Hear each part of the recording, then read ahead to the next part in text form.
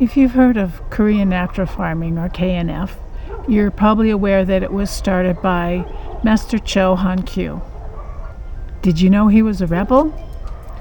Understanding his story will give you some insight as to why this is such a regenerative way to grow food.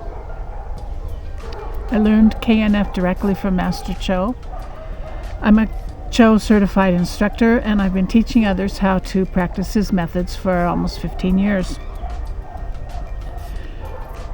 Sadly, Master Cho passed away a few days ago, and I want to take some time to honor my hero, Master Cho. Cho Han-Kyu was born in Sowon, South Korea in 1935, and he started life as a peasant chicken farmer. In the 60s, he went to Japan and studied with 3 masters. He was a research fellow of indigenous agriculture there for 3 years. Cho's first teacher was Yamashigi Myojo, who founded Yamashigiism. His primary concern was honoring the basic rights of chickens as living entities. Yamashigi was famous for his saying, "Do not act without observing, and do not say without acting." His teachings, quote, became a wake-up call to scholars who thought they can handle living organisms with analytical and mechanical engineering disciplines, end quote. Master Cho's referring to modern agriculture using animals as factory widgets. Cho's second teacher was Shibata Genshi, who wrote The True Meaning of Enzymes. Research into enzymes and microbiology was widespread in Japan at the time, and the farming methods were focused on maximizing use of regional resources and enhancing yields. And Genshi's focus was on how to utilize native microorganisms in the region.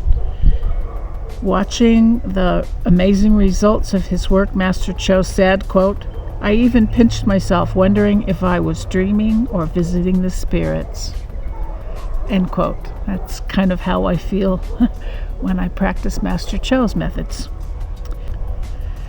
Master Cho's third teacher was Inoue Yosushi, creator of the first Kyoho grape cultivars in Japan and author of Theoretical Systems on New Cultivation Technology. His straightforward logic on philosophical and behavioral patterns led Master Cho to develop his theory of the nurturing cycle, now referred to as the nutritive cycle. After studying in Japan and assembling the teachings from these 3 masters, Master Cho began advertising his natural farming concept in Korea in 1967. His concepts were initially not well received by everyone. In fact, he was considered a threat.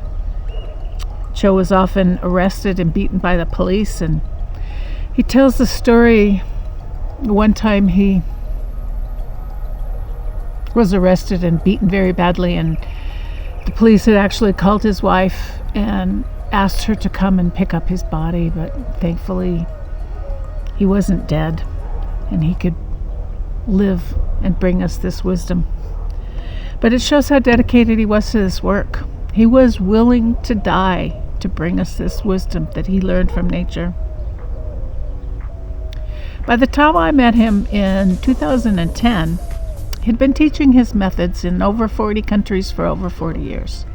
And he brought his wisdom to Hawaii, which enabled us to teach the rest of America and the Western English-speaking world.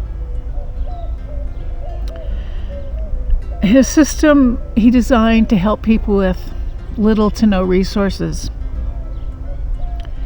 And he spoke often about how rich these farmers were that thought they had nothing. In fact, when I took his system to a least developed nation in the South Pacific, Vanuatu, and started teaching the subsistence farmers there, the overwhelming, unsolicited comment I got from them was, "I feel so rich." And Master Cho gave it all away for free. He did it for love. That was his guiding principle, love. That's why he always put his hands above his head as a heart, because his system was based on love. The only thing he didn't charge for was his mineral solutions, and he had these made in Japan, and he had mineral A, B, C, D, and E. And you can practice the system without his minerals, but they seem to work better with them. And we tried to buy them whenever he was able to bring them into Hawaii, because we wanted to support him financially. We knew he was not a rich man, and he had given so much to the world, and he had given it all away for free. But it was kind of hard to get in Hawaii because they were bottled in like clear water bottles with a real simple label, and Hawaii biosecurity was a little bit suspicious, I suppose. But whenever he could get a few cases in through customs, we always bought them. Now, I met Master Cho in Hawaii, and I was a commercial tea farmer at the time, and he turned my tea farm around. I had been practicing organically when I met him, but when I switched to KNF, my red dead clay quickly became rich dirt. I was working less, and my yields were better. My quality was much better. And I found my input bill was slashed by 90%. Now, Master Cho was someone I spent most of my life looking for. I grew up with a grandfather who was a natural farming, although we didn't call it that at the time. That wasn't... and my grandfather, Henry, was a master at growing things, and he could look at a plant and know what was wrong with it when it looked normal to normal people. And I saw this in Master Cho when I visited an orchid farm with him once, and the orchid farmer was having trouble with the orchids were looking very healthy, and then suddenly they would be dead. So Master Cho took one of the healthiest looking orchid plants, and he turned the pot around and around, and finally he pointed to a spot and he tapped on it and he said, "Here, the problem is right here." And so the farmer took the orchid out of the pot, and sure enough, the one spot Master Cho pointed to had a small spot of fungal disease, and I knew I had found another master like my grandfather. My grandfather Henry started teaching me literally as a toddler, and I would sit in his lap when I was little, and every night in the evening we would go over J.I. Rodale's latest how-to organic garden books, or books on biodynamic, biointensive, French intensive, lunar cycles, whatever my grandpa could find, trying to find the secret of how to grow food using the power of nature. Even in the 60s, he knew that using chemicals to grow food wasn't healthy for the environment or for people. And he was always searching for the secret. How can people grow food using the power of nature rather than fighting nature?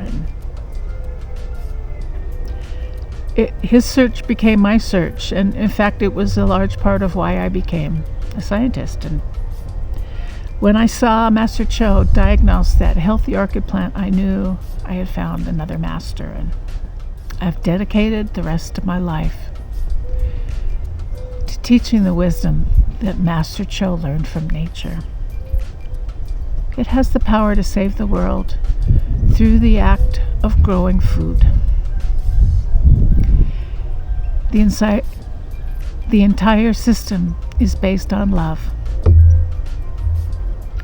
And I honor Master Han-Kyu Cho, my hero, with deep and abiding love. I love you, Master Cho.